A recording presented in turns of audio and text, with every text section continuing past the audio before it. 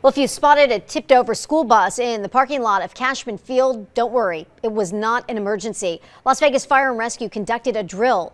They're making sure first responders are prepared if there is a serious crash between a school bus and a vehicle. The holidays are an exciting time for both you and your pets with all of the beautiful decorations. How you can pet-proof your house so that your four-legged friend doesn't get sick. Plus, people living in one Valley neighborhood say their HOA is bringing down their holiday spirit by asking them to take down decorations. The threat they face if they don't. Two crooks were caught on camera installing a skimmer at a Florida gas station. They don't waste any time here opening the panel, then they work fast to install that skimmer. And they screw the panel back into place and take off. Police say the crooks spent only 2 minutes at that gas station. The manager removed the skimmer after she noticed the pump was tampered with.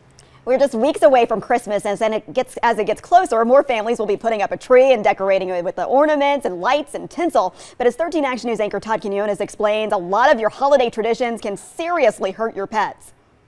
For nearly 4 decades, I've worked every Christmas for 36 years. Dr. Kevin Fitzgerald has spent his time in an animal hospital waiting to take care of the next pet that comes in with its owner.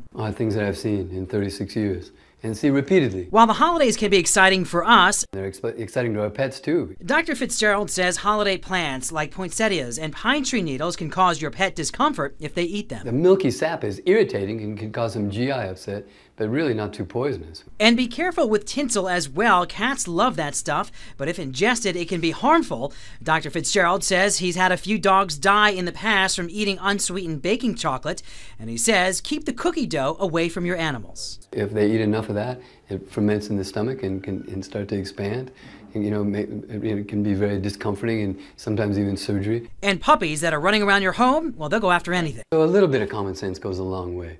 If the people could think like a pet, the new Christmas puppy, teething puppies with electrical wire. They're teething, and here's this chew toy. Todd Quinones, 13 Action News. Well, some folks in Henderson are calling their HOA a Grinch after a group of neighbors in Inspirata say they got a notice saying remove your Christmas lights or face a fine. The HOA says Christmas lights are not allowed on common areas that line the part of the sidewalk closest to the street. But the people decorating say they have done it for 8 years now, and they call it a tradition. When we do it together, we turn the music on together, we drink cocoa together. So I thought that was a really good thing.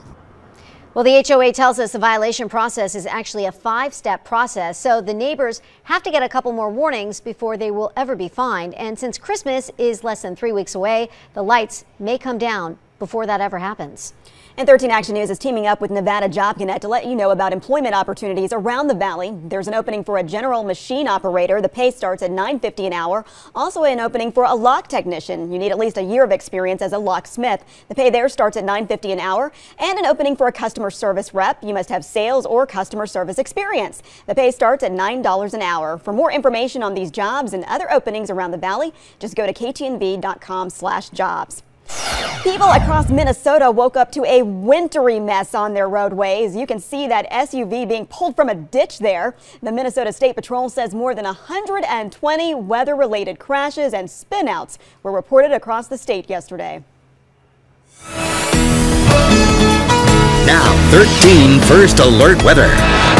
And your first alert is going to be great video. I mean, it looks good when it snows on the ground, not having to drive through it, although that's for sure. But for us, it's all about tonight's temperatures being much colder than this morning's. This morning's were cold enough. And if you went out and about, you got that wind chill going, oh yeah, that was enough. But here's what you saw this morning. Notice we're not looking at that freezing number, that all elusive freezing number. Certainly the first freeze warnings of the season, but with the wind staying up, stirring up that colder air at the surface, we managed to stay above, and the wind stuck around for today. But for tonight, it looks like it's dying off just enough. So our temperatures tonight will be actually chillier than this morning, but we're still not calling for a lot of freezing numbers out there for tonight. If anything, we're right on track with really where we were last night. So look at this, 45 in Henderson. This is how it feels right now, but these temperatures are probably the exact same as the ambient air temperature because it has to get below 50 before we can register that wind chill, but other areas are already feeling like the 40s. So if you're going out tonight, just obviously plan on bundling up because that wind will be enough to take that heat away from your body. But look at those temperatures all across the Southwest. They still look pretty cool, but that colder air gets pushed out. We bring some mild air in, so less chill.